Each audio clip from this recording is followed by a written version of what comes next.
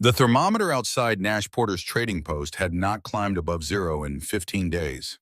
At 3 o'clock in the morning of December the 23rd, 1888, a man pressed both of his hands flat against the floor of his own cabin and wept. Not because he was cold. That was the thing about it. That was the thing nobody outside those four log walls would have believed if you had ridden up to their door in that frozen dark and told them. The floor beneath his hands was warm, not the harsh, aggressive warmth of a stove at full burn, not the dry heat that scorched the air around it and vanished the moment the fire went down. This was something entirely different, something deeper, something with patience in it. The warmth of stone that had been taught the nature of fire and had decided on its own terms to keep that lesson. The stove had been cold for 9 hours. Outside, the temperature sat at 32 degrees below zero Fahrenheit. Inside this cabin on a floor built by a 19-year-old woman who had arrived in this valley 2 months prior with nothing more than a leather traveling bag, a pair of practical hands, and a memory she had carried from a man now 3 years in a Scottish churchyard, the air held steady at 64 degrees. His name was Garrett Hargrove. He was 34 years old and he had been building things in Clearwater Valley for 12 years. He had built the finest cabin in the county with his own hands. He had learned his craft from one of the most respected builders in Montana Territory. He had read in his late father's own handwriting the exact principle upon which this floor was constructed, and he had put the notebook away and gone about his business. This floor was not his idea. That was what the warmth beneath his palms was asking him to reckon with at 3 in the morning on the coldest December in living memory. He was not weeping because he had been proven wrong. A man of his experience understood that being wrong was simply part of the long education of living.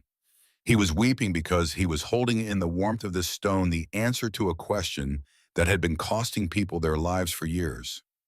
Because that answer had been sitting in his father's handwriting in a wooden box beneath his bed. And because it had taken the courage of a girl from Edinburgh to do what he had been too cautious, too settled in his expertise, too convinced of his own competence to attempt. In the narrow room at the far end of the cabin behind a thin wall of pine boards, Adelaide Hargrove was asleep. This is her story, and it is his. It begins 2 months before that night in the last warm light of late September, at the crossroads of a life well built and a knowledge not yet learned. To understand Garrett Hargrove, you have to understand what it meant to build something in Montana Territory in the 1870s. When Ezra Hargrove brought his 3 sons west from Ohio in 1876, he was not chasing a dream in the romantic sense of the word. He was a practical man in a desperate situation. His wife had died of influenza the previous winter. The farm in Ohio had been mortgaged past recovery. He had 3 sons, Garrett 22, Eli 17, and Orrin 14, a boy who had grown up in a flat Ohio county and had never in his life seen a mountain until the wagon crested the ridge above the valley and the range opened up before them. Orrin stood braced against the wagon side rail and said nothing for what may have been the first extended silence of his life, which was its own kind of answer about what the country asked of a person on first sight. Ezra had a cartographer's eye for opportunity and a craftsman's instinct for solid ground, and he pointed the wagon west because that was the direction that still had space in it. They made Clearwater Valley in early summer. The land was honest about what it would ask of them. The mountains said, "I will be beautiful and I will be merciless." The river said, "I will give you water and stone in equal measure." The sky in July said nothing at all, just opened itself so wide above the valley floor that you understood immediately why people came here and why they stayed even when it cost them. Ezra set about learning the territory before he drove a single nail. He walked the land in the evenings and watched how the cold came down from the peaks. He pressed his hand against the earth in the mornings to feel where frost formed first and where it did not. He asked the other settlers questions and listened to the answers with a quiet, methodical attention that Garrett would inherit so completely that by the time he was 30, people in the valley had sometimes forgotten that he had not been born here. Ezra kept a notebook. A plain thing, leather-bound the cover worn to the softness of old cloth from the inside pocket of his coat. He wrote construction observations in it the way a doctor writes case notes. Not poetry, not sentiment, facts, dimensions, materials, failures, and the occasional insight that arrived from something other than formal training. In the first winter, the cold surprised him. He had known Ohio winters. He had believed that Ohio winters were what winter meant. The first Montana December corrected him in the way that only experience can correct a man who believed he already understood something. The cold did not stay outside. It came up through the floorboards. It moved through the log walls in ways that no amount of careful chinking seemed to fully stop. It pulled in the corners like standing water. The stove, their single iron salvation, produced heat that rose immediately to the ceiling and escaped up the chimney while the floor 2 feet below remained as cold as the ground it was laid upon, because in practical terms, that was exactly what it was. Ezra wrote in his notebook, "The cold here is different from Ohio. It does not stay outside. It comes through the floor, up, through the boards, and steals heat faster than the stove can make it." I have been thinking about what old Davies used to say back home, that stone laid under your feet holds the fire long after the wood is gone. He built kilns and said the same principle could apply to floors. I did not understand it then. I think I understand it now, but we do not have the time or stone to try this year. Next year, perhaps. There was no next year for Ezra Hargrove. He died in the summer of 1877 of typhoid fever from a contaminated water source 3 miles upstream. He was 51 years old. Garrett was 23. The notebook went into a wooden box under the bed with Ezra's measuring tools and a handful of old survey documents. Garrett took out the tools. The notebook he kept the way you keep a thing that means more than you can currently articulate. He read it occasionally over the years. He read the entry about stone floors more than once. Each time the same process occurred, he recognized the principle, turned it over in his mind like a stone in a palm, measured it against his practical experience, and concluded that it was exactly the kind of good theory that does not survive contact with the specific conditions of a difficult place. Montana was not a lime kiln. Ground that froze 4 feet deep in December was not a kiln floor. There were questions of moisture retention and structural integrity that a notebook entry could not resolve. So each time he put it away. And he went back to building the way he had been taught. Which was well. It must be said clearly and without reservation that Garrett Hargrove built well. In 12 years, he built or helped to build more than 15 structures in Clearwater Valley. He learned his craft under the Jonathan Croft, who was in those years the most respected builder in 3 counties, and a man who taught the way good craftsmen teach, not by explaining, but by doing and requiring the student to keep up. Garrett absorbed that knowledge with the patience of someone who understood that in a place like Montana, knowledge was the only inheritance worth having. By the time he was 30, men in the valley brought their building questions to Garrett Hargrove the way they had once brought them to Croft himself. In 1884, he built his own cabin on the small rise above the east fork of Clearwater Creek. It was the culmination of everything he had learned, every failure and correction, every winter that had taught him something the prior winter had not. Walls of white oak, 16 inches thick, chinked with the clay and dried grass and pine pitch compound that sealed against the wind as well as anything in the territory. A fieldstone fireplace, each stone chosen from the creek bed for density and structural fit. A cast iron stove, 75 pounds of it, set on a poured concrete base. And a floor of white oak planking hand-planed, fitted so closely together that you could not see the joints from standing height. He was proud of that floor, not vain about it, proud in the way a craftsman is proud of work done to the full limit of his understanding. The winter of 1887 came and sat on the valley with its full weight, and Eleanor Briggs sat on that floor. Eleanor Briggs came from Columbus, Ohio on the mail-order agency contract that Garrett had signed the previous spring at the insistence of his youngest brother and the practical reality of the homestead expansion claim he was trying to file. She was 18 years old.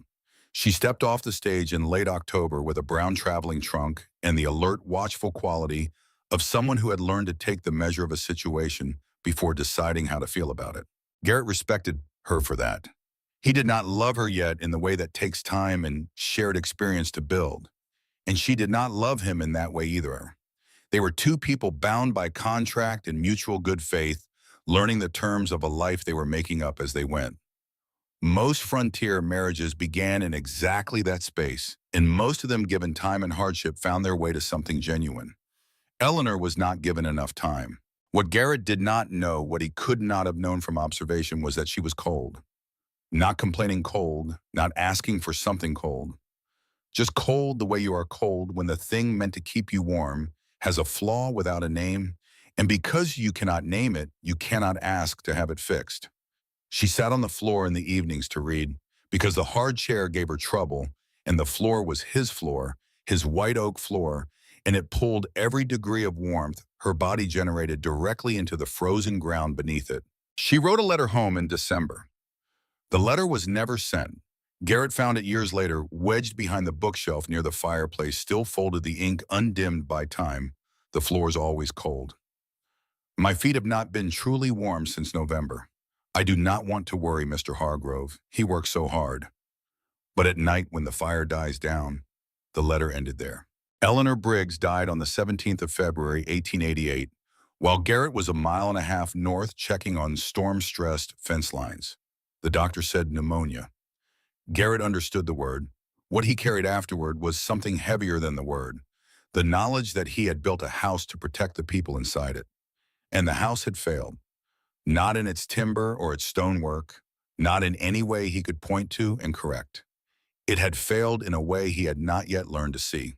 6 months later, the urging of Eli and the continuing requirements of the land claim, he signed a new contract with the agency.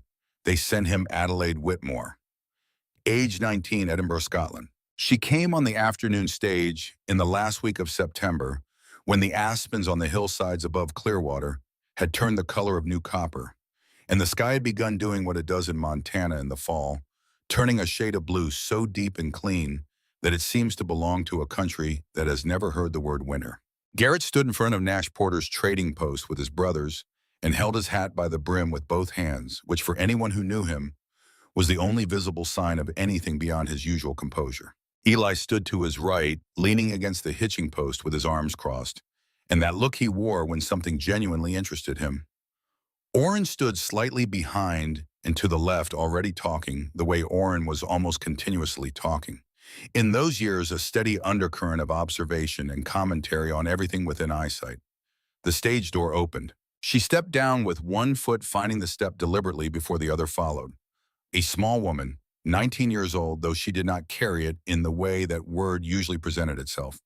She moved with the compressed precision of someone who had been given the judgment of 30 and was working to keep up with it. Honey blonde hair pinned up and slightly disordered from the journey. Eyes the color of the sky above the valley that afternoon, a particular clear blue that held its depth even in flat light. A navy traveling dress, good cloth worn to the honest edge of its usefulness. A small leather bag held in both hands steadily in front of her. She looked at Garrett, not at the mountains, not at the street or the general impression of the frontier town she had just arrived in after weeks of travel. She looked at him with the direct, assessing attention of someone who had spent considerable time thinking about this moment and had decided that the most useful thing she could do with it was observe. Garrett put out his hand. He said his name. She said hers.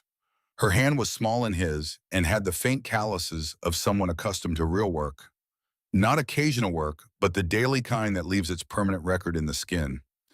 Orrin stepped forward with his hat off and his best smile fully deployed. Eli offered a nod and a genuine word of welcome. They loaded her bag into the wagon and pointed the horses toward the homestead on the hill above the creek. On the wagon seat beside him, while Eli and Orrin rode behind, she was quiet for the first several minutes. Garrett was quiet by nature and by long habit, so this did not register as awkward. What was unusual was the quality of her silence. She was not retreating into it. She was working. He watched from the corner of his eye the way her attention moved across the landscape. Not at the scenery, at the details. The angle of smoke coming from chimneys as they passed other homesteads. The direction the prevailing wind bent the tree line. The placement of wood piles in relation to front doors. The distances between structures and water sources. He said, "What are you looking for?" She said, "I am thinking about the winter." He said it had not come yet. She said she knew, and that she wanted to understand the place before it arrived. Her father, she said, had that habit. Before building anything, he would spend time only looking and listening, no tools in hand, nothing yet decided. He asked what her father did for work. She said he was a stonemason. lime kilns in Edinburgh.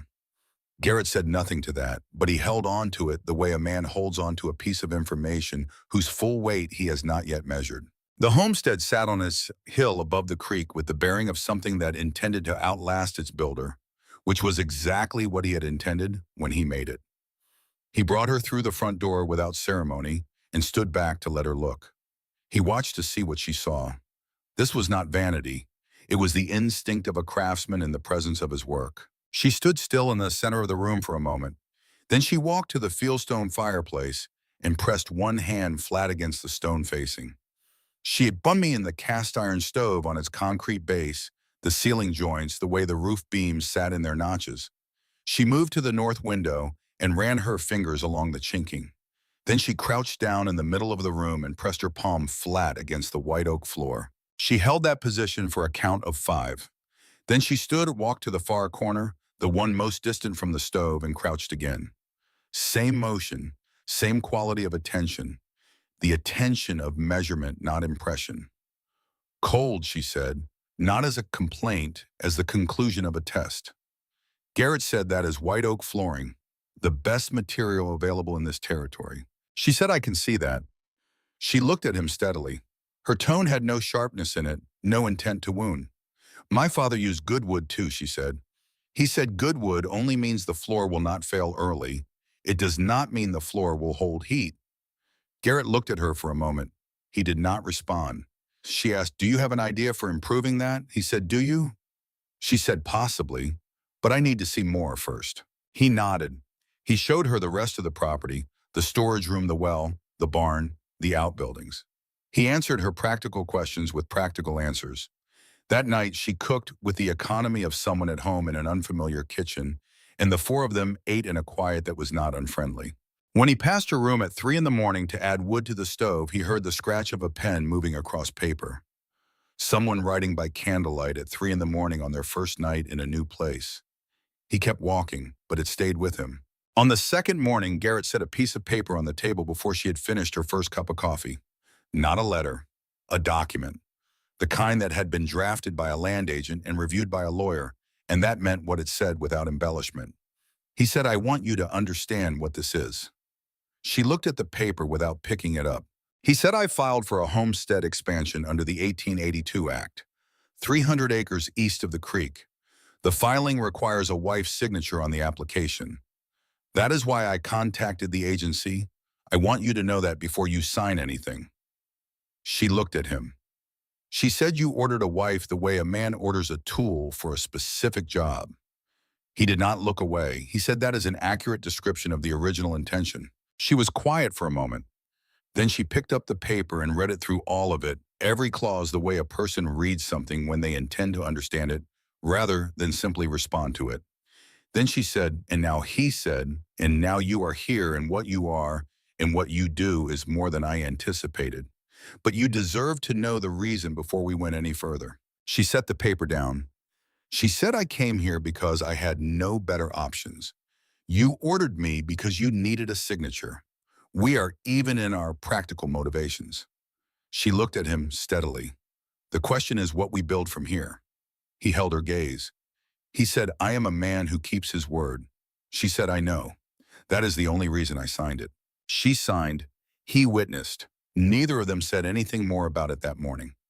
But something had been cleared away that would otherwise have accumulated in the space between them, and the clearing of it meant they could start from a place that was at least honest, which was in Garrett Hargrove's experience the only foundation worth building on. 3 days after she arrived on a Tuesday morning when the first light came through the east window, in the color of pewter, Garrett sat at his workbench and opened the wooden box he kept under the bed. He did this sometimes, not often, when something in the current of his life made him feel the need to reorient. He lifted out the measuring tools, the survey documents, and finally the notebook. Ezra Hargrove's notebook. Leather soft enough from years of handling to feel like cloth. He turned the pages with the deliberateness of a man reading something from someone who cannot write back, and found the page he had found before. He read the cold. Here is different from Ohio. It does not stay outside. It comes through the floor, up through the boards, and steals heat faster than the stove can make it. I have been thinking about what old Davies used to say back home, that stone laid under your feet holds the fire long after the wood is gone. He built kilns and said the same principle could apply to floors.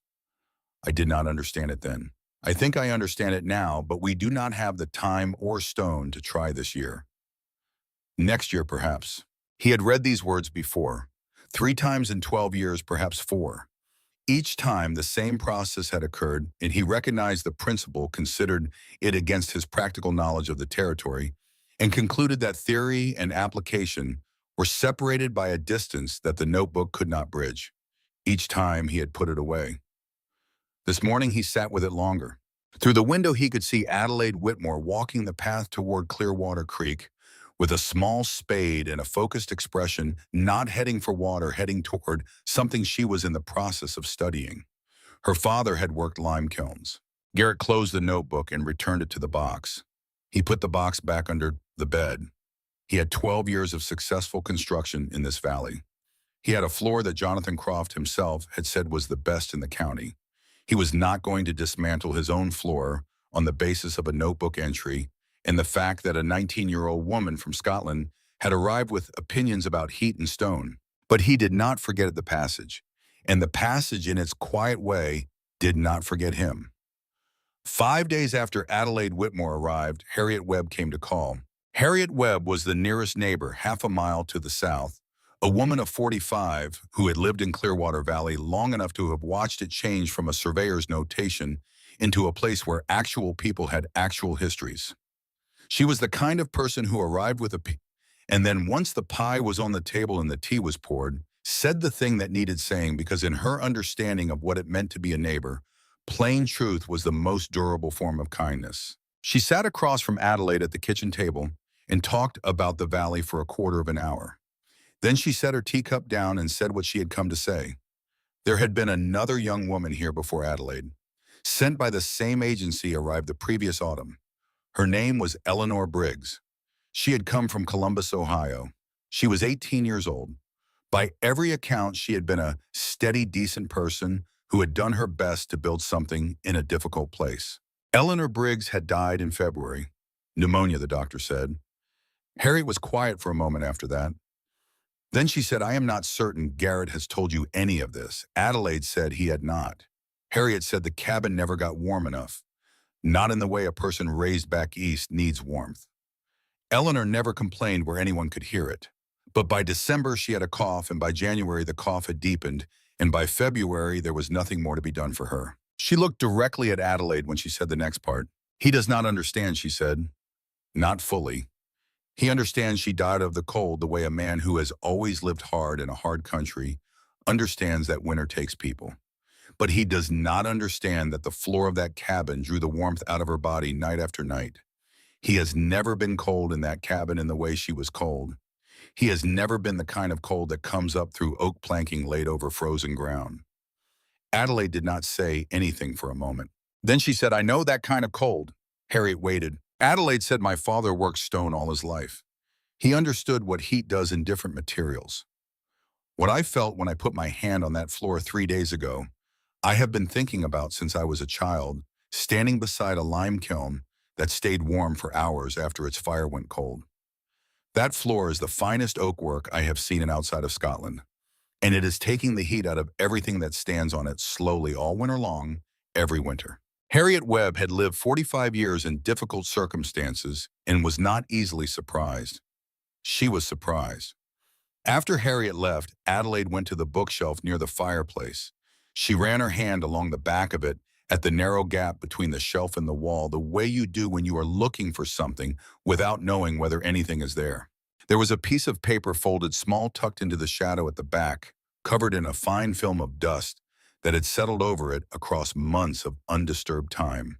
She brought it into the light. The handwriting was careful and slightly cramped, the writing of someone who had learned to be economical with paper. She read it once. Then she read it again. The floor is always cold. My feet have not been truly warm since November. I do not want to worry Mr. Hargrove. He works so hard. But at night when the fire dies down, that was where it ended.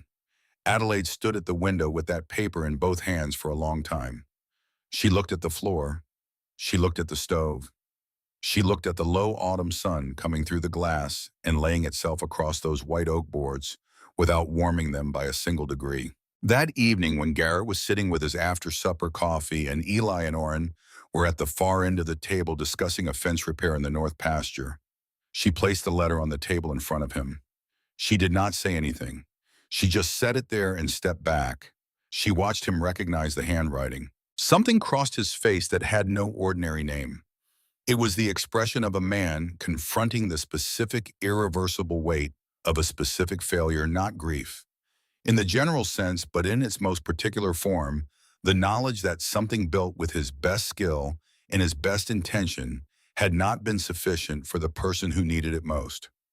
He set the letter down. He asked where she had found it. She told him. He nodded once. He took his coffee cup to the front door and stood on the porch in the October cold alone for a long time after the others had gone to bed. Eli looked across the table at Adelaide when Garrett stepped outside. He did not speak. Neither did she. Some moments do not ask to be filled. In the 2 weeks that followed, Adelaide watched everything. She watched the stove move through its daily cycle fire built in the morning heat, rising immediately to the ceiling, and gathering there while the floor 2 feet below remained obstinately cool even when the stove burned at full draw. She watched Garrett add wood at 3 in the morning because that was what the cabin demanded of anyone who slept in it. She noted the way the water bucket in the corner developed a skim of ice before sunrise on the coldest nights. She noted the frost patterns on the north window glass and read in them exactly where the wall lost its thermal advantage. She also went to the creek every morning. She sat on the bank of Clearwater Creek for 20 minutes each day and studied the stones in the water. The creek bed ran over centuries of smoothed river stone granite and basalt and quartz worn by the water into dense, compact shapes in every size, from a man's fist to a small loaf of bread. She picked them up and turned them in her hands. She pressed her thumb into their surfaces and felt for density and uniformity. She was building something in her mind that she would eventually build with her hands, and the creek was her materials yard. On an afternoon in the middle of the second week, Garrett came in from the north fence line and found her at the window looking toward the water. He asked directly what she was planning. She told him oak planking removed. Riverstone installed in its place laid in a system with a drainage layer beneath and air channels running from the stove, base outward through the full mass of the stone. The drainage would prevent moisture contact with the sill logs. The stone would hold and radiate the heat from the stove for 10 to 12 hours after the fire was banked, maintaining room temperature through the night without anyone waking to feed it. He was quiet for a moment. Then he said, "I know why that would work." She looked at him. "My father wrote about it," he said. "His first winter here. Stone under the floor to hold the fire. He understood it. He did not live long enough to try it." She waited. He said, "The problem is not the principle. The problem is practical execution in this specific climate. Stone against a sill log means moisture contact. Moisture in a Montana winter means frost forming in the wood fibers. Frost expanding in wood means structural failure by spring. I have seen well-built structures come apart from less." She said a drainage layer of coarse gravel below the stone would prevent ground moisture from rising. The sill log would remain dry. He looked at her for a long moment. Then he said, "That is not how moisture behaves in this kind of cold." She did not argue the point. She said she understood his concern. She said she needed more time before she decided how to address it. He went back to work. She went back to the window. And in her mind, the plan continued taking shape stone by stone. On an October morning when Garrett had gone north with Eli and Orrin to inspect the fence lines before the hard freeze sealed the ground, Adelaide went to the tool shed. She had been in the shed before on ordinary errands, and she knew the layout of it. She knew what hung on the wall above the left side of the workbench. A pry bar, old steel, the handle wrapped in cord that had been replaced at least twice over the years, the working edge still clean and true. She stood and looked at it for a moment. She thought about her father, Callum Whitmore, crouching beside a lime kiln in the cold of an Edinburgh morning, pressing his palm flat against stone that had not seen fire in 12 hours and finding it warm against the skin. He said, "Do you feel that? That is the stone remembering. Wood burns bright and fast, and when it is done, the heat goes with it. But stone keeps the lesson. It holds what the fire gave it long after the fire is gone. She thought about Ezra Hargrove, who had understood the same thing in a Montana winter and had not lived to act on what he knew. She thought about Eleanor Briggs and the unfinished sentence in the letter. She lifted the pry bar off the wall. The first oak plank resisted. Garrett had laid this floor with the care of a man who meant it to outlast him, and it fought her for a full minute before the old nails released and the board came up with a sound that was equal parts groan and crack, and entirely past the point of reversal. The smell that rose from below was dark and cold, the mineral smell of ground that had never seen direct light, the cold that lived beneath everything in this valley once you got past the surface. She set the plank against the outer wall, aligned and evenly spaced with the consideration you give a piece of quality material, even in the act of removing it from a place it no longer serves. Then she set the pry bar under the second board. By the time Garrett topped the rise above the homestead on his way back that evening, the better part of the floor was up. The planks were stacked against the outer wall in a clean row. The cabin looked gutted. The dark earth below sat exposed and cold, and to the eyes of the man who had laid that floorboard by board, it looked like the undoing of 12 years of careful work. He came through the door. She was standing on the bare earth with the pry bar in her hand. She had pushed her hair back without looking at it, and it had come loose from its pins. There was clay on the hem of her dress, and her hands were dark with it. She looked at him with the composure of someone who had moved past the possibility of second thoughts before he arrived. He looked at his floor, at the stacked planks against the outer wall, at the open, cold earth of what used to be his best work. He was not a man who raised his voice. What came out of him was quieter than that, and considerably more serious, the low, controlled register of a man taking full account of something he had not authorized and did not understand. He said, "What have you done?" Not a question. An accounting. She said, "I am replacing the floor. River stone with a gravel drainage layer below, and air channels running from the base of the stove outward through the mass. The drainage will keep the sill logs dry.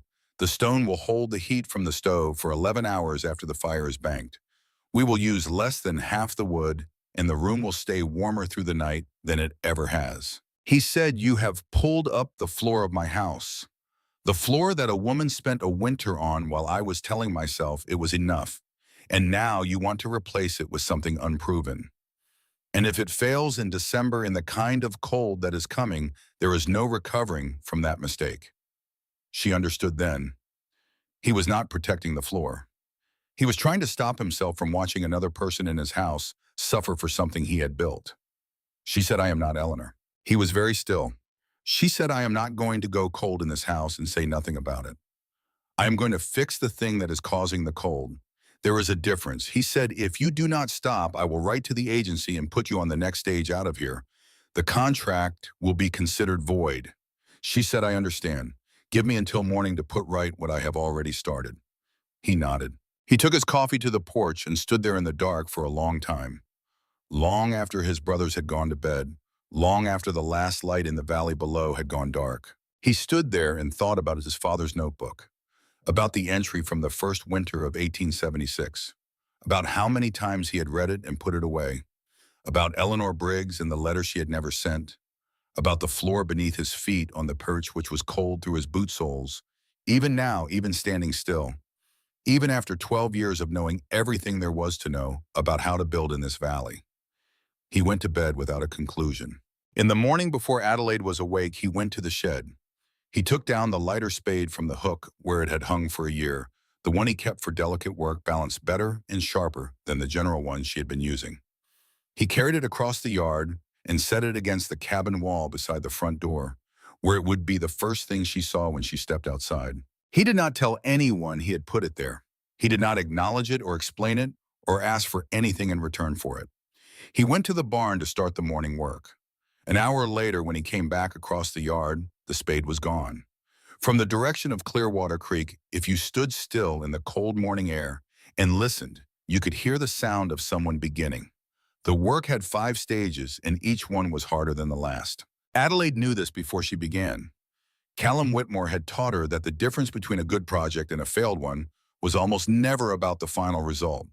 It was about the foundation decisions made when no one was watching and the outcome was still entirely uncertain. Get those right, and the rest would follow. Get them wrong and no amount of skill applied later would save you. So she got them right. The first 3 days were the hardest in terms of sheer labor. She dug 2 feet down from the base of the sill, logs across the entire interior floor area, removing the earth in buckets and wheelbarrow loads, and dumping it behind the cabin in a growing pile that Orrin eventually started referring to as the new mountain range. The upper layer of soil had already begun to freeze at its surface in the October mornings, but below that first inch or two, the earth was still workable, and she worked it with the light spade and the patience of someone who understands that a large task completed in sequence is simply a series of small tasks completed in the right order. On day 4, she began the drainage layer.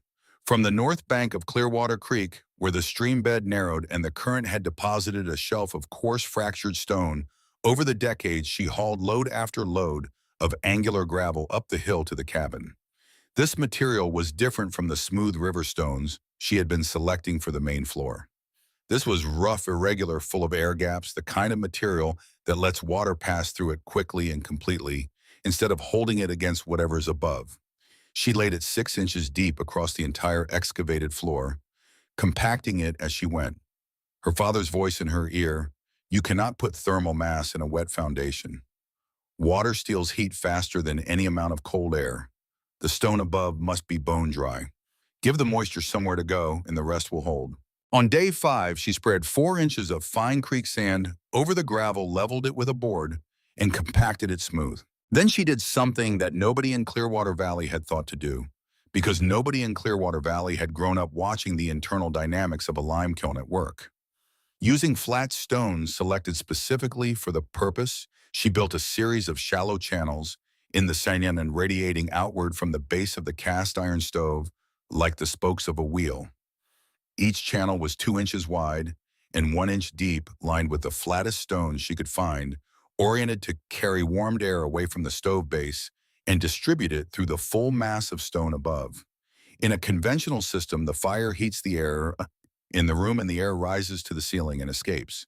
In this system, the heat would be pulled downward, drawn into the stone mass from beneath, as well as from above, so that the entire floor became a single, slow-burning reservoir of thermal energy rather than a passive surface, absorbing what little warmth descended to it. This was not in any book.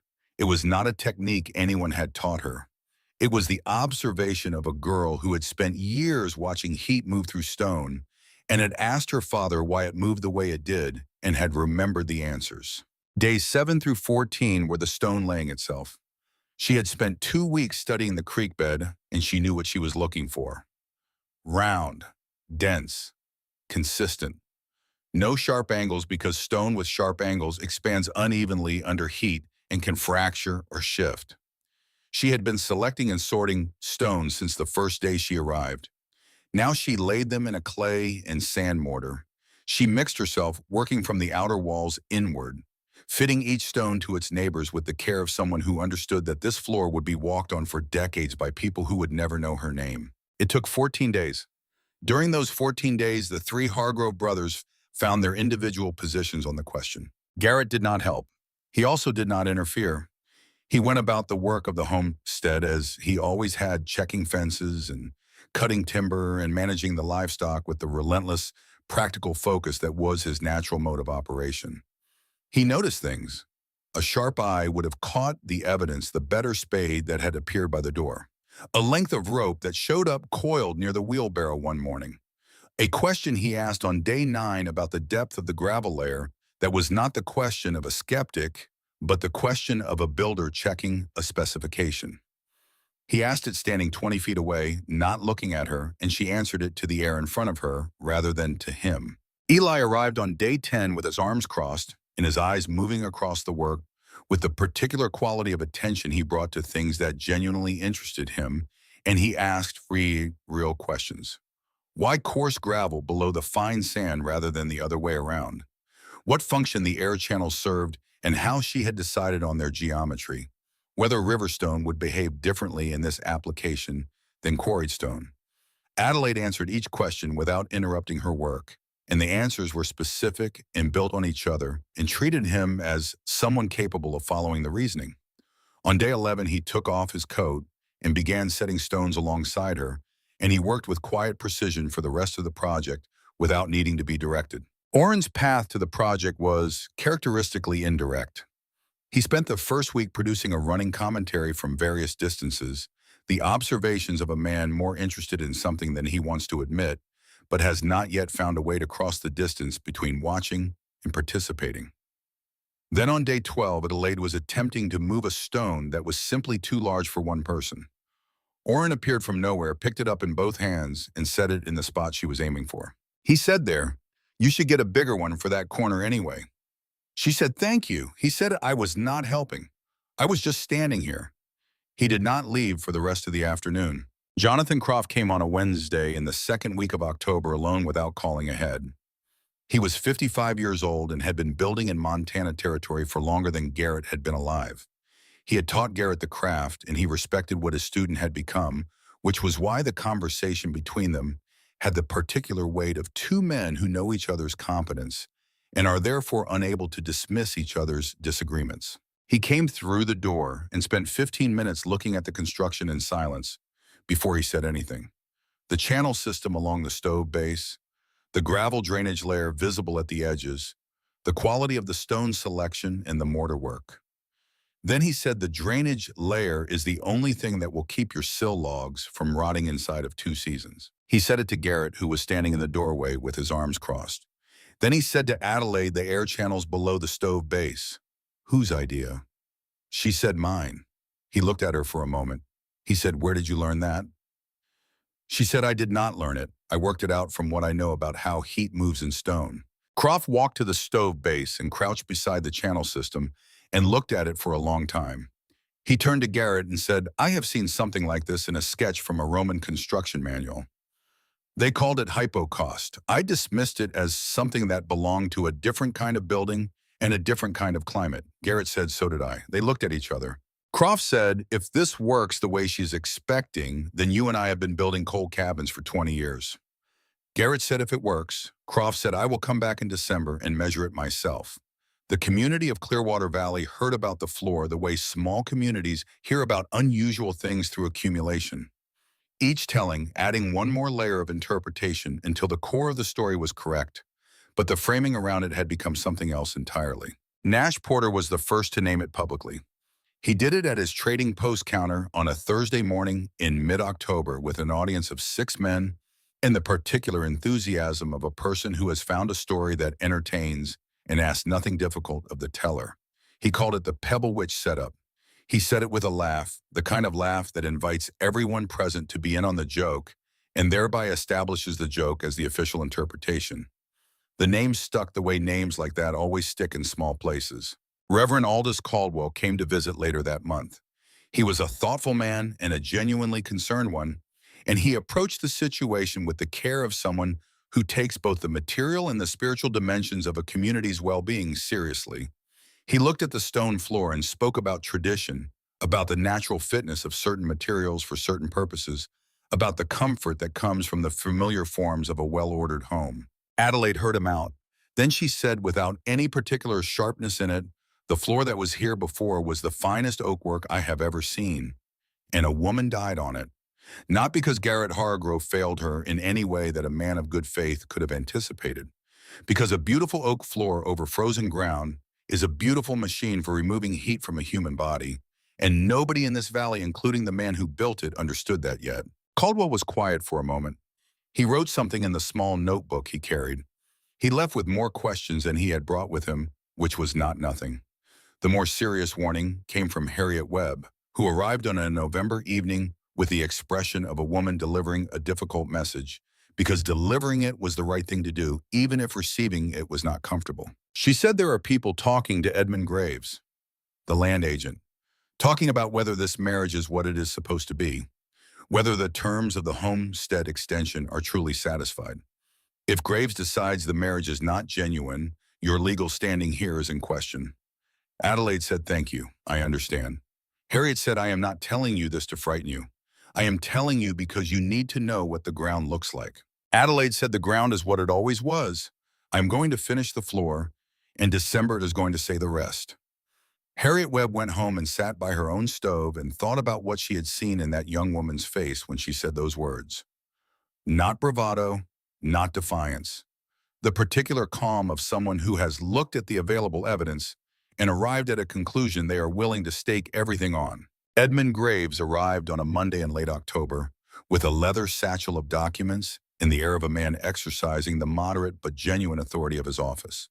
He sat at the table with his papers arranged in front of him and stated the situation in the measured impersonal language of official process. The homestead extension filing required a functioning family household. He had received representations from parties in the community regarding the nature of the arrangement at Hargrove Homestead, and he was obligated to inquire. Garrett said, "This is my wife." He said it the way he said everything, without flourish, without the kind of emphasis that suggests the thing being said requires defending. Just the flat, certain declaration of a fact. Graves said with the courtesy of a man doing what his position requires and not enjoying it, "With all due respect, Mr. Hargrove, the document requirements ask for more than a statement." From the kitchen doorway, Adelaide said, "I have signed every document this filing required. I manage this household's finances. I am currently in the process of a significant structural improvement to this property, using materials I sourced and labor I perform myself. I will sign any additional documentation you have brought with you today." She came to the table. She extended her hand. Graves looked from her to Garrett. He looked at the stone floor only partly finished. At that point, the gravel layer, visible at the margins, the work of a person engaged seriously with the long term of this place. He slid 3 papers across the table. She signed them, all 3. Each signature, the same clear, unhurried, certain. When Graves was gone and the door was closed, Garrett went to the stove and stood beside it for a moment without adding wood. What had just happened in this room was simpler than it appeared from outside. A land agent had come with paperwork and gone with paperwork, and nothing visible had changed. But Garrett Hargrove understood contracts, and he understood what it meant when a contract's terms were satisfied in a way that closed off the alternatives. He had come into this arrangement looking for a signature and a legal arrangement. He had received those things. He had also received something he had not anticipated and had not known how to categorize until this moment. Someone who did not leave. He added wood to the stove. It was in the particular economy of his inner life, a statement of something he was not ready to say in any other form. When the last stone was set and the mortar had begun to cure, Adelaide stood up in the center of the room and looked at what she had made. The surface was not flat in the way that a planed oak floor is flat. It was gently uneven, the natural topography of river stone, each piece its own height and color, shades of gray and brown and green, and the occasional deep red that appeared when certain granite was wet. It looked ancient. It looked as if it had always been there, as if the cabin had been built around it, rather than the other way around. That evening, Garrett came in from the barn and stood in the doorway and looked at it for a long time. He crouched down without being asked, the way he always crouched when examining a material or a joint, not the movement of a skeptic looking for the flaw, but the movement of a craftsman reading a piece of work he did not make and is trying to understand. He pressed his palm flat against a large stone near the center of the room. The stove had been burning since morning. The stone was warm, not surface warm, warm from inside. He moved his hand to the corner nearest the north wall, as far from the stove as the room allowed. Still warm, less so, but the quality of it was the same, that deep, even warmth that had nothing in it of the stove's aggressive directional heat. He looked at the channel system visible beneath the edge stones along the stove base. He said, "How long after the fire goes down?" She said, "I will not have a reliable number until we have 3 full cycles of data. But my estimate from what I know of this mass is 10 to 12 hours. He nodded. He stood up. He looked around the room. Then he said, "The work is good." He did not say it easily. He said it the way a man says something true that costs him a small but real amount, the way you acknowledge a thing that reconfigures something you had believed was already settled. He said it, and then he went to the table and sat down with his coffee and looked at nothing in particular for a while. That was as much as the moment asked of either of them. December arrived in Clearwater Valley like a judgment. The thermometer at Nash Porter's trading post read -18 Fahrenheit on the morning of December the 8th. By December the 12th, it had dropped to -31. On December the 18th, it reached -38 with a wind out of the north that drove the temperature felt against skin and lung to somewhere below -60. The valley closed in. People stopped traveling unless they had no choice. Wood piles that had seemed adequate in October began to look provisional. Families who had laid in green timber discovered what green timber does. In a crisis, it burns inefficiently, spending most of its energy boiling off moisture before the wood itself will catch properly, so that you burn twice as much to get half the warmth. The valley's livestock suffered. A child in the western farms developed pneumonia. Jonathan Croft in his solidly built cabin was running through half a quart of wood every week and holding his indoor temperature at 47 Fahrenheit. In most homes, someone was awake at 3 in the morning feeding the stove. The alternative was to wake up to a room that had dropped 20 degrees while you slept.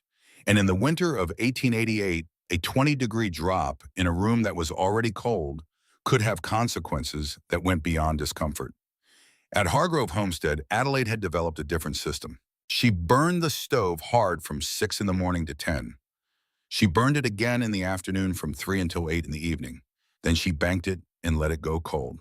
The stone floor absorbed the heat from those 2 daily burn cycles, the way a sponge absorbs water steadily, completely, without visible evidence of the uptake. The rock held. The clay and sand mortar that bound the stones distributed the temperature evenly through the mass. The air channels below drew warmth through the entire system, so that the temperature at the center of the floor and at the far corners was different only in degree, not in kind. At 6 in the morning, when the stove had been cold for 10 hours, Adelaide measured the room temperature. She wrote the number in her notebook in the column she had established for this purpose: 63 degrees Fahrenheit, -25 outside. She placed her hand flat on the stone at the room's center, then at the corner nearest the north window, then at the spot by the door where cold air should have infiltrated most aggressively. Warm, all of it, patient and deep and warm. She brought the notebook to the table where Garrett was drinking his first coffee and set it open in front of him. He looked at the column of numbers without speaking. The outside temperatures. The inside temperatures is the hours since last fire. The weekly wood consumption. He set the notebook down.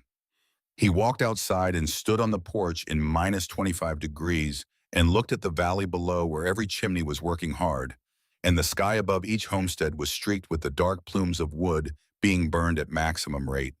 He stood there for a long time. It was Orrin who first said the thing out loud, though he said it to Eli and not to anyone else.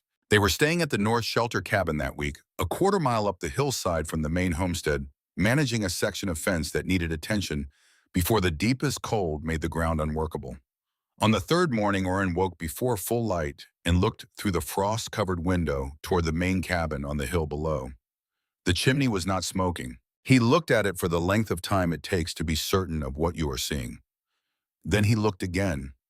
Then he said, "Eli." Eli came to the window. He said, "It has not had smoke since last night." Orrin said, "They are dead." Eli said, "No." He said it with more certainty than he felt. But they both pulled on their coats and rode down the hill in the dark at a pace that said something about what the certainty was actually built on. They tied the horses and knocked and called out, and the door opened, and Garrett stood there in his work clothes, not in a dead man's stillness, but in the ordinary warmth of someone who had just been interrupted from a normal morning. The warmth came through the open door and found them both at the same instant. Orrin stepped inside and put his hand on the floor. He said quietly, in the way of a man who has spent a month being wrong about something and is just now feeling the full weight of that, "The stone is still warm." Adelaide said from the table without looking up from her notebook, 11 hours.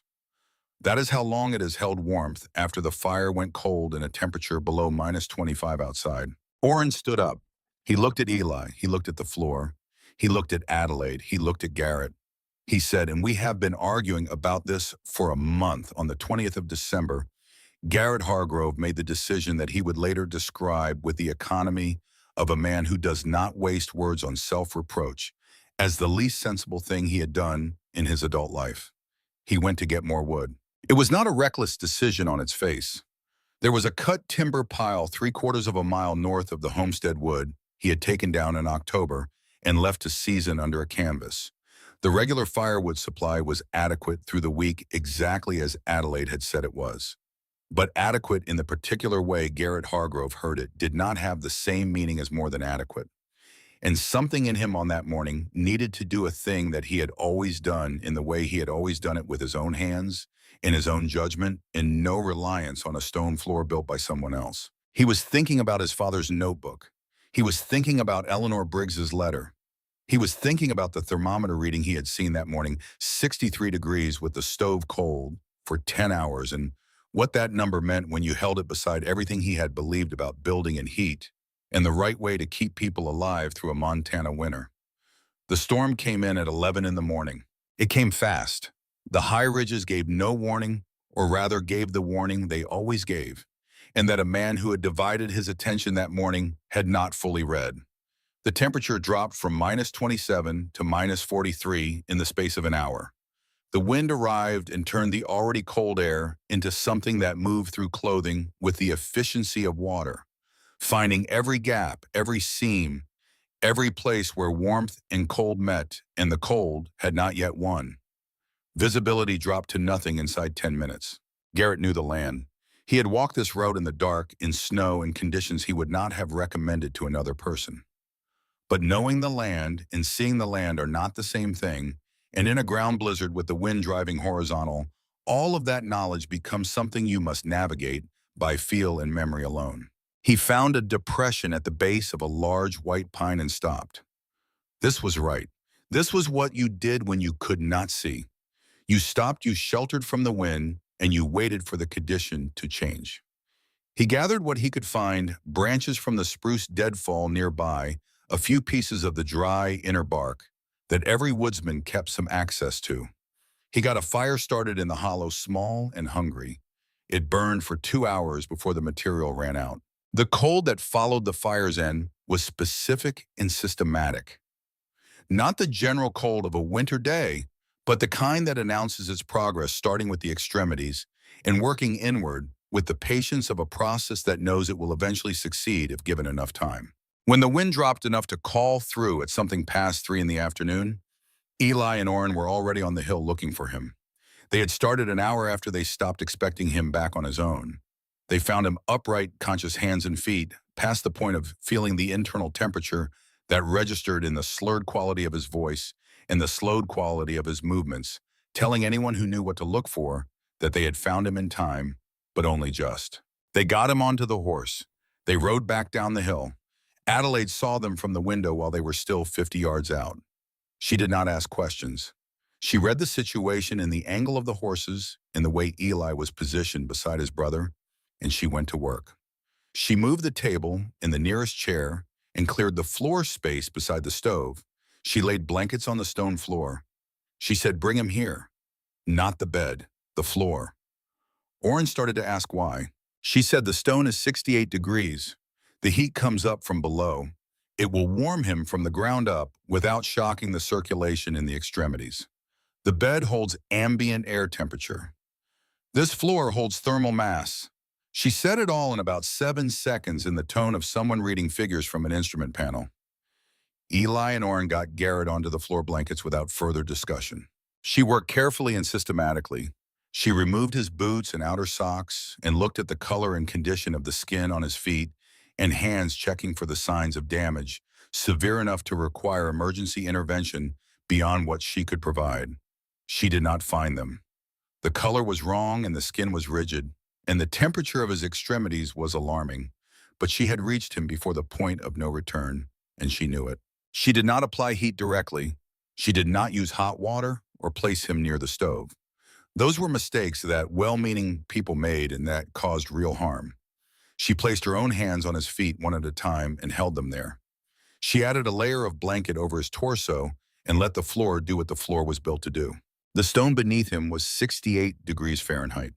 It had been 68 degrees for 4 hours since the morning fire, and it would hold that temperature for another 6.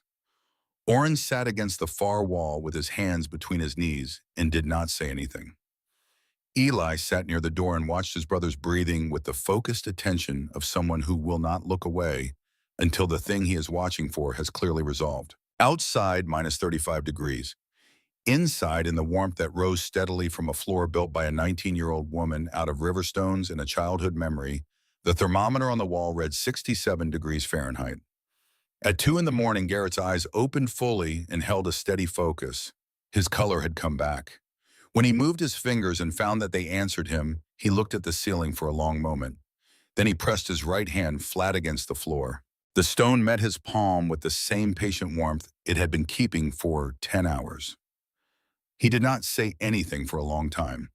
Adelaide was sitting in the chair beside him, not sleeping, watching.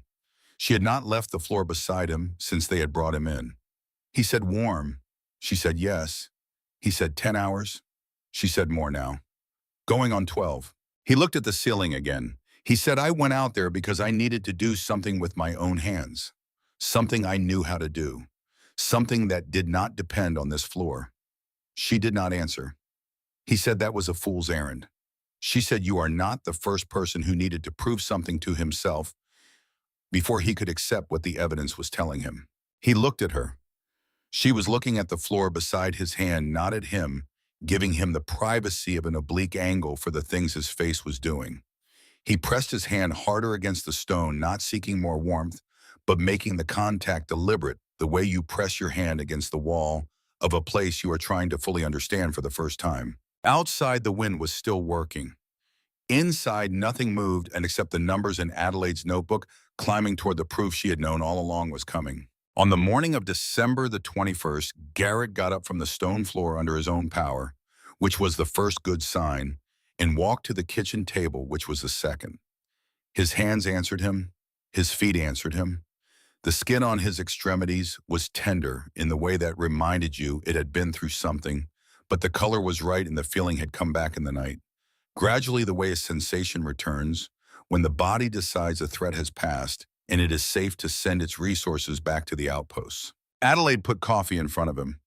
He sat with it for a while. Outside, the temperature was -31, and the sky was the hard white of a day that intends to stay cold. Inside, the stove had been burning since she had gotten up at 5:30, and the floor held 66 degrees with the accumulated warmth of the previous evening's fire still in it. He said, "I need to tell you why I went out yesterday." She waited. He said, "I went out there because I needed to do something that did not depend on what you built. Something I had always done my way that was mine. I told myself it was about the wood supply. It was not about the wood supply." She looked at him across the table. She said, "I know." He said that was a poor reason to go out in that weather. She said it was a human reason. People need to know what they can still do on their own before they can accept help with what they cannot. He said nothing to that for a moment. "Then you are not angry." She said, "I was frightened." "Those are different things." He looked at his hands, the good hands of a builder, large and calloused, and capable of making things meant to last. He turned them over on the table and looked at them as if reading something in them that he had not fully understood until this moment. He said, "How long has the floor been holding?" She said, 14 hours this morning. He looked at the window at the hard white sky beyond it. He said, "All right, that was all." 2 words. But Garrett Hargrove was not a man who used words as decoration, and those 2 words said what they were intended to say, which was that a conclusion had been reached and a direction had been accepted, and there was nothing remaining to argue about. She poured more coffee. That afternoon, while Eli and Orrin were at the barn working through the chores that the previous day's emergency had deferred, Adelaide went to the small wooden box she kept under the foot of her narrow shelf. She had not opened it since she arrived in Clearwater Valley. It contained 3 things: a letter from the agency with the terms of her contract, a small photograph of her father standing in front of a completed kiln with his hand on the stone wall, and a piece of paper folded 4 times over, old enough that the fold lines had softened and gone permanent. She brought it to the main room table. Garrett was at the table with a mug, looking at nothing in particular, in the way of a man who is processing something at a level below what requires his eyes. She said, "I want to show you something." She unfolded the paper carefully. The handwriting on it was her father's, Callum Whitmore's, the blocky, competent script of a working man who had written things down because the information mattered and not because he had any pretension to elegance. The language was Scots in its phrasing, but the meaning came through clearly enough for a man who had read a good deal over his life. She laid it on the table in front of him. Then she went to the wooden box under his bed, the one she had never opened. She did not ask permission. He did not move to stop her. She found the notebook near the top as she had expected it to be, and she brought it to the table and opened it to the page with the soft fold in the corner and laid it beside the paper from her father.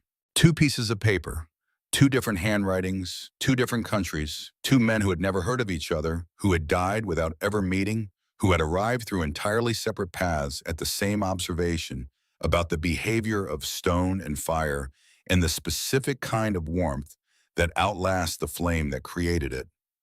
Garrett looked at both of them for a long time. He picked up his father's notebook. He set it down. He picked up Callum Whitmore's paper. He set it down. He looked at them side by side again the way you look at two things when you are trying to understand what it means that they are the same. He said very quietly, "Your father and mine." She said, "Two men who never met." He said the same work, the same thing they learned from it. She said, "And then their children ended up in the same valley, and one of them remembered, and the other one read it and did not yet believe it." He looked at her. Something in his face shifted the controlled, measured surface of it in the way that a landscape shifts when the light changes the same terrain seen differently. He looked at the two documents again. He said, "We are the children of that." She said yes. The room was quiet. Outside, the wind was still moving, but it was the ordinary wind of a deep, cold day, not the emergency wind of the previous one, and it had nothing urgent in it. The floor beneath the table was 64 degrees warm through the soles of their boots. He reached out and closed his father's notebook. Then he folded her father's paper back along its permanent creases. He did not give it back to her immediately. He held it for a moment, feeling the weight of it, which was negligible and enormous at the same time. Then he placed it carefully on top of the notebook and set them together in the center of the table. Neither of them said anything else for a while. They did not need to. Jonathan Croft arrived 2 days later on the morning of December the 23rd at 7 o'clock alone on a horse that looked as thoroughly done with winter as its rider. He tied up outside without ceremony and came through the door with a thermometer in his coat pocket and the expression of a man who has made a decision and is here to follow through on it. The stove had been cold since 8 o'clock the previous evening, 9 hours past. Croft stood just inside the door for a moment after he came in. He stood the way you stand when something meets you at the threshold that you were not fully prepared for, despite having told yourself you were prepared. The warmth came at him before he had taken 2 steps into the room, not aggressively, not the sharp heat of a working stove, but something settled and pervasive and patient, the warmth of a place that had been warm for a long time and intended to stay that way. He looked at the stove. The iron was cold and gray. He looked at Adelaide, who was at the kitchen side of the room with a coffee pot. He looked at Garrett, who was sitting at the table with his hands wrapped around a mug. He did not say anything. He crouched down and pressed his palm to the stone floor near the door, which was the coldest point in the room, the place where if the system had any failures, they would most likely show themselves. He held it there. He moved to the center of the room. He moved to the far corner by the north wall. He stood up and put his hand on the interior surface of the north-facing log wall, feeling for the frost formation that would have been there in any other cabin in the valley on a morning like this. The wall was cool, not cold, no frost. He took the thermometer out of his coat pocket and set it on the table. They waited. The three of them in that room with the question that the thermometer was going to answer each of them, knowing the approximate range of what the answer would be, none of them entirely prepared for the weight of it in numerical form. 5 minutes. The mercury climbed to its resting point and stopped. Croft bent over it. He straightened up. He shook his head slowly, the way a man shakes his head when the evidence contradicts something he has organized his understanding around for a very long time. He picked up the thermometer, held it in his cold hands to reset it, set it back down. 5 more minutes. He bent over it again. 65 degrees Fahrenheit, outside -32. The stove had been cold for 9 hours. He said that is not possible. Then he looked at it again and said nothing, because the thermometer did not care about the borders of what he had previously considered possible. Garrett said, "How much wood are you burning a week?" Croft said, "Half a cord." "My house is running at 47 degrees. He looked at Adelaide. She brought the notebook from the shelf and set it on the table in front of him. 3 months of data, outside temperatures and inside temperatures recorded 3 times daily. Wood consumption by the week. Hours between last fire and morning measurement. The relationship between all of those numbers laid out in columns in her precise, economical handwriting was not subtle. It did not require interpretation. It stated its conclusion in the plainest possible language of quantity and comparison. Croft turned the pages without speaking for a long time. Then he looked at Garrett. He said, "You know what I told her when she started this?" Garrett said, "You told her the sill logs would rot." Croft said, "I told her the sill logs would rot, and I told her she did not understand moisture behavior in this climate, and I told her this was not how a proper floor was built." He paused, and I was wrong on all three of those points. He said it directly the way a man of his experience and precision says a thing that is true and that is required, and that he will not dress up in excuses or context. He said it, and then he looked at the floor, and then he looked at Adelaide. He said, "I have been building cabins in this valley for 20 years. He did not finish the sentence. He did not need to. That night, Garrett was awake at 3 in the morning. He did not know what woke him. He got up carefully not to disturb the one other person in the room and walked out into the main space of the cabin. The stove had been cold for 9 hours. The room held 63 degrees. The floor was warm under his bare feet. He crouched down. He pressed both palms flat against the stone. He thought about his father writing in a notebook in the first hard winter of a life he would not live to complete. He thought about Callum Whitmore pressing his hand against a kiln wall in Edinburgh and telling his daughter something she had carried across an ocean. He thought about Eleanor Briggs and the letter she had folded and never sent. He thought about 12 years of building the finest structures in the valley and not knowing the one thing that would have made them better. He stayed like that for a long time in the dark with his hands on the warm stone. He was not weeping because he had been wrong. He was weeping because the warmth under his hands was the warmth his father had described and never found the time to build. And because a 19-year-old woman with clay on her dress and a pry bar in her hand had done what all of them, with all of their combined experience and expertise, had not done.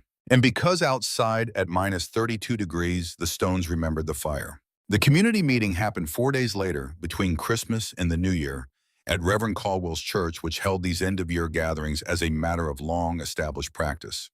The room was fuller than usual. The news had traveled, as news travels, in small places by accumulation and elaboration, until the core of it was clear to everyone and the implications of it were just beginning to be understood. Caldwell read the numbers first. He had come to the homestead on the 26th with 2 calibrated thermometers, and he had measured independently and recorded what he found. And he read those records now in the steady, unornamented voice of a man who understands that data presented cleanly is more persuasive than data presented dramatically. Minus 28 outside, 63 degrees inside Hargrove Homestead, stove cold for 11 hours, wood consumption for the previous week 1/4 cord. He read the comparison figures. The Colby Ranch 2 stories burning half a cord a week holding 44 degrees. The Morrison Place same. His own residence, half a cord, 41 degrees. Jonathan Croft's cabin, the best-built structure in the valley outside of Hargrove Homestead, half a cord a week, 47 degrees. The room was quiet with the particular quality of quiet that settles over people when arithmetic is making an argument they cannot dismiss. Caldwell invited Adelaide to explain the principle. She stood. She was not a woman who used more words than the task required, and the explanation she gave was brief and precise. Stone holds heat where wood does not. A floor of river stone over a drainage layer of gravel with air channels to distribute the warmth from the stove through the full mass stores the energy from a fire and releases it steadily for 10 to 12 hours after the fire goes cold. The drainage prevents moisture from rising to the foundation. The massive stone does the rest. She said my father taught me this. He was a stonemason in Edinburgh. He worked lime kilns and he understood what heat does in different materials. This is not new knowledge. It is old knowledge that arrived in this valley late. She sat down. Then Garrett Hargrove stood up. He was not accustomed to speaking before a gathering. The room understood this and paid him the attention that people pay a man who speaks rarely and therefore says something real when he speaks. He set his father's notebook on the lectern. He said Ezra Hargrove wrote this in the winter of 1876. The first winter this family spent in Clearwater Valley.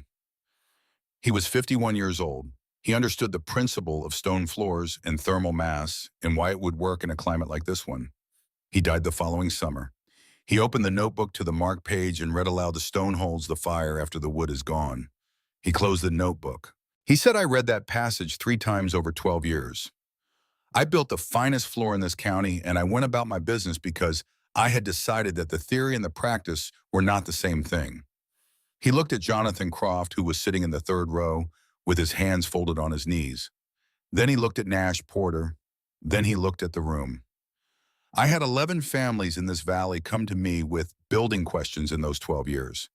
I built this community's homes to the best of my ability, and I left this one thing out every time. He paused. He said, my wife arrived in this valley in late September with her father's knowledge and her own good judgment, and she put a pry bar under my floor and built what my father had described and what I had read and set aside. She did it while I was telling her she was wrong. She did it while this community was calling her names I do not intend to repeat. She did it because she understood something about this cold that the rest of us had not yet learned. He picked up the notebook. He said, I have been building cabins in this valley for 12 years, and I have been building them wrong. The person who showed me that was my wife, Adelaide Hargrove. I want that said plainly in front of everyone here so that the record of this winter is correct. He sat down. The room did not erupt. This was not the kind of crowd that erupted, but something shifted in it, the particular shift that happens when a community receives a piece of information that reorganizes what it thought it knew about itself and the people in it. You could see it in the way people looked at each other and then looked at the floor and then looked at Adelaide and looked at her differently than they had been looking at her since October. Nash Porter studied his hands for a long time and did not say anything.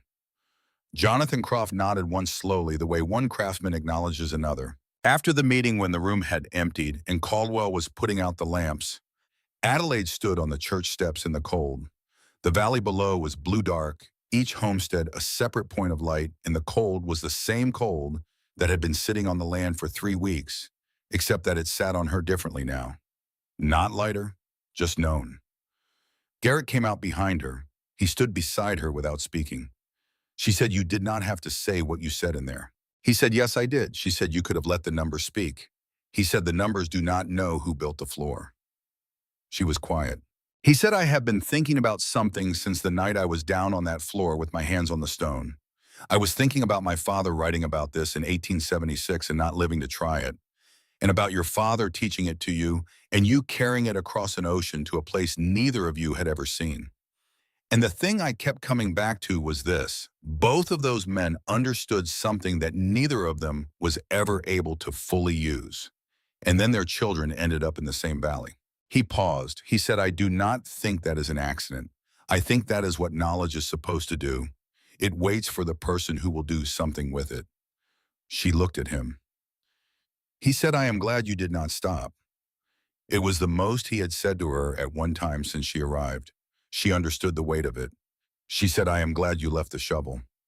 He was quiet for a moment. Then slowly, the way it came when it came that rare thing, he smiled. They stood there on the steps of Aldous Caldwell's church in the coldest December in 40 years, and the valley below them held its dozens of small fires burning in the dark. And somewhere in the middle of it all was a floor made of river stones that was still warm. 2 days after the community meeting, Harriet Webb came to the homestead after dark with her youngest child, Tommy, 6 weeks old, his breathing rough and labored in the way that frightened his mother even more than it would have frightened someone with less experience, because she knew what it meant when it went the wrong way. The nearest doctor was 6 hours by horse and the roads were closed. Adelaide did not ask many questions.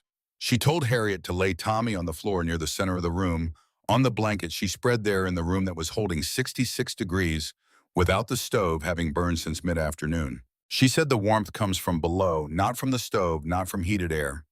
The stone radiates steadily at a constant temperature. The air in this room is warmer than outside and more stable than heated air from a stove which fluctuates and dries out the passages. It is better for the lungs than what he is breathing at home. Harriet put her son on the warm floor and sat beside him. Within an hour, his breathing had settled. Not fully resolved, that would take more time and the body's own resources, but the worst of the labor in it had eased. He lay on the warm stone and slept with the deep, unreserved sleep of an infant who has found a temperature his body accepts. At some point before dawn, Harriet fell asleep in her chair. Tommy slept on the floor. Adelaide did not sleep. She sat in the quiet and watched the thermometer on the wall hold its number across the hours with the same reliability as the tide. 65 degrees, 64, 65 again when she added a single log at 3 in the morning and banked it back down. The room did not fluctuate, it held. Garrett came in from the cold at 6, checked the infant the way he checked everything once and completely, and said nothing.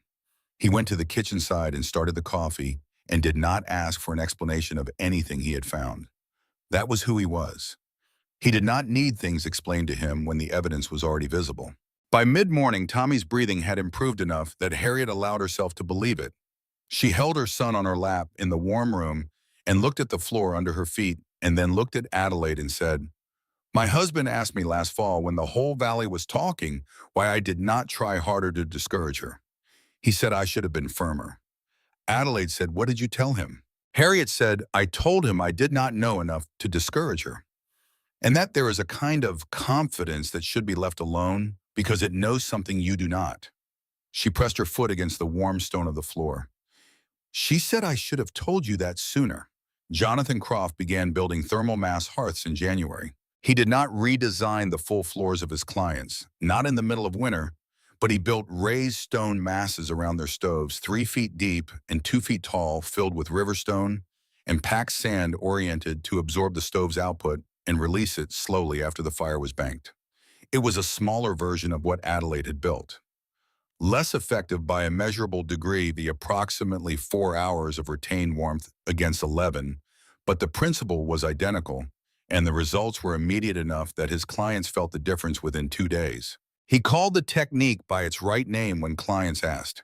He said it came from Adelaide Hargrove on the hill above Clearwater Creek, who had learned it from her father in Scotland, and that if they wanted to understand it fully, they should go ask her. Several of them did. Eli Hargrove spent those January weeks learning everything Adelaide could teach him and then developing his own extensions of the method. He worked out a variation using fired brick rather than river stone for homes too far from a water source to make stone collection practical. He documented each adaptation carefully, recording what worked and what needed adjustment, building a body of specific, applicable knowledge that could be passed to the next builder who needed it. Orrin found on a Tuesday evening toward the end of January the old German engineering manual that had been sitting on the shelf in the main room for 3 years unread. He pulled it down, he found the chapter on thermal mass construction. He sat with it for the rest of the evening, and when Eli asked him what he was doing, he said he was reading, which was unusual enough that Eli did not press further. He read it again on Wednesday. Spring came to Clearwater Valley in April, as it always did reluctantly, and by degrees the snow retreating from the south-facing slopes first and the creek ice going out in sections over the course of 2 weeks, the land emerging from under its white covering, looking the same as it had in November and entirely different. On the first morning after the last frost, Garrett went around the perimeter of the cabin with a small hammer and his full attention. This was his annual spring ritual, checking the sill logs for the deterioration that cold and moisture worked toward all winter, that a builder with his experience could read in the sound, a tapped log made before it was visible to the eye.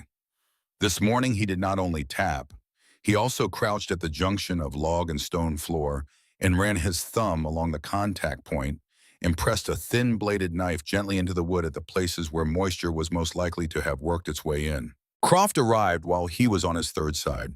He came without announcement, which was his habit now that they had settled into the particular relationship of 2 builders who had agreed to be honest with each other about important things.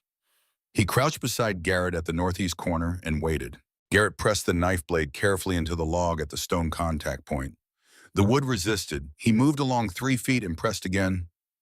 Resistance. He tapped the hammer along the lower edge, and the sound came back solid, the sound of wood that had not been compromised.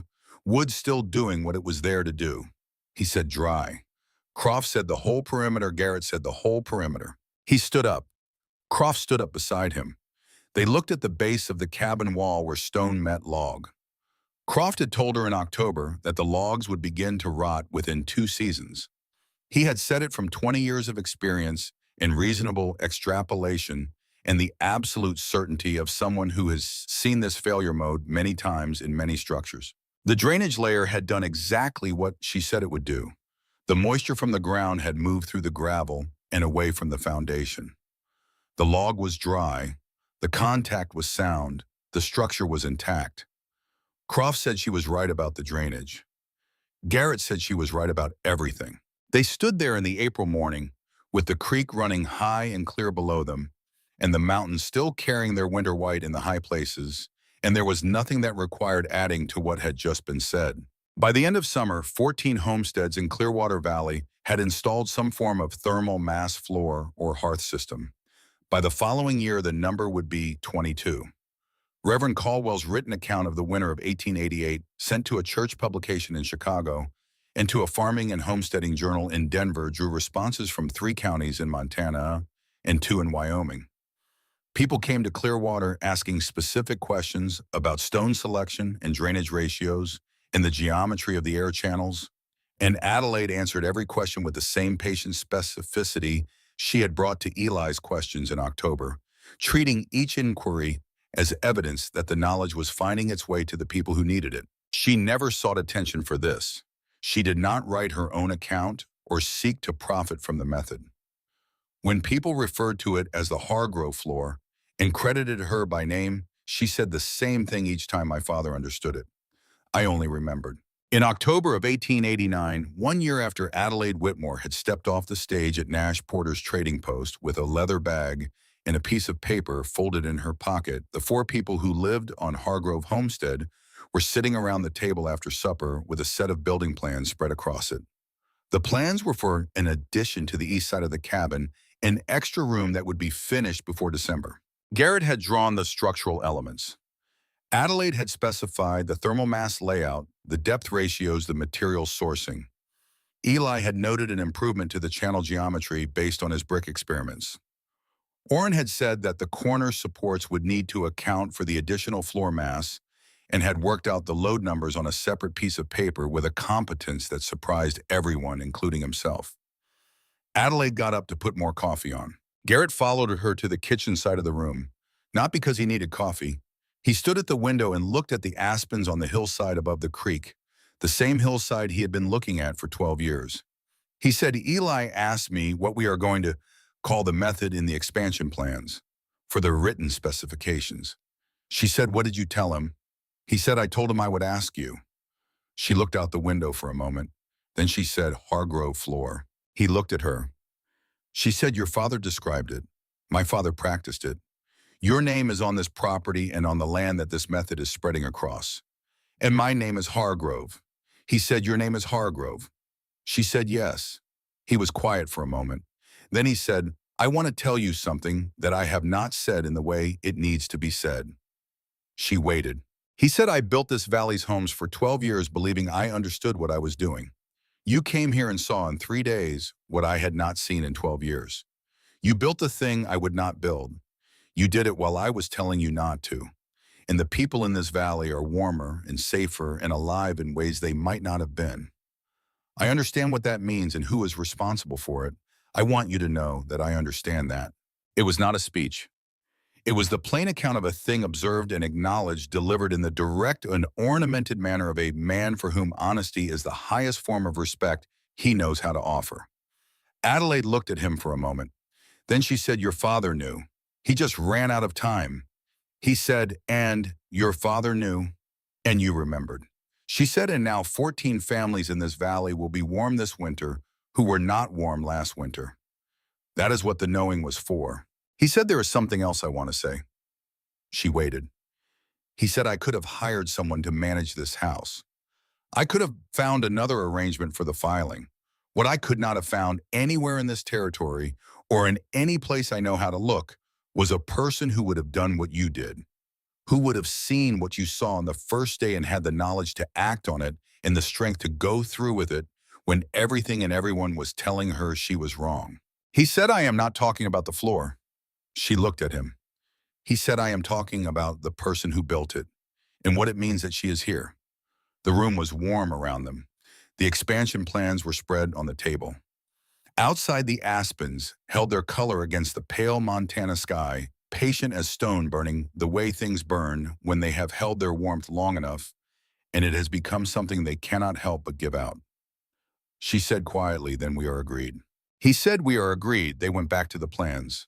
20 years later, in the autumn of 1909, an engineer from Billings came to Clearwater Valley on a survey project and heard about a local building technique that had been spreading through the region for 2 decades. His assistant, a young man who had grown up in the valley, explained it to him on the ride in. The engineer asked who had developed it. The assistant said, a woman named Adelaide Hargrove. She came here from Scotland as a mail-order bride in 1888. She built the first thermal mass floor in the valley that winter. Her husband was the best builder in the county at the time, and he told her she was wrong and she built it anyway. The engineer said, and was she right? The assistant said the winter of 1888 was the coldest in 40 years. Her cabin held 65 degrees with the stove out for 11 hours. Her husband's previous floor had held 47 degrees with the stove burning all night. She used a quarter of the wood. A neighbor's infant son recovered from a respiratory illness on that floor. By the following summer, 14 homesteads in this valley had adapted the method. By the year after that, the number was 22. The engineer asked, where is she now? The assistant said, still here, still on the hill above the creek, 54 years old. People still come from 3 counties away to ask her questions about stone and drainage and heat. She answers every one of them. The engineer wrote in his notebook, Adelaide Whitmore Hargrove, Clearwater Valley, Montana Territory, 1888. Thermal mass floor system, frontier homestead application. Implementation of principle known to Roman builders independently understood by Scottish limekiln workers, and finally built in practice in the American West by a 19-year-old woman who arrived with nothing but her father's teaching and the courage to act on it. He paused, then added a final line, the stones remember the fire. He did not know that was what Callum Whitmore had said in Edinburgh, crouching beside a kiln that had been cold for hours and was still warm to the touch. He did not know it was what Ezra Hargrove had written in a notebook in his first Montana winter and not lived to prove. He only knew it was true. The cabin on the hill above Clearwater Creek was still standing. The sill logs, which a skeptical builder had predicted would rot within 2 seasons, were as sound as the day they were set. The stone floor inside, worn smooth by 20 years of footsteps, was warm to the touch every morning from October to April, as long as someone lit a fire in the evening and let the stone do the rest. It had never failed to hold the heat. The stones, as they had always done when given the chance, remembered everything the fire had given them. And they held it patient and certain and permanent long after the flame itself was gone.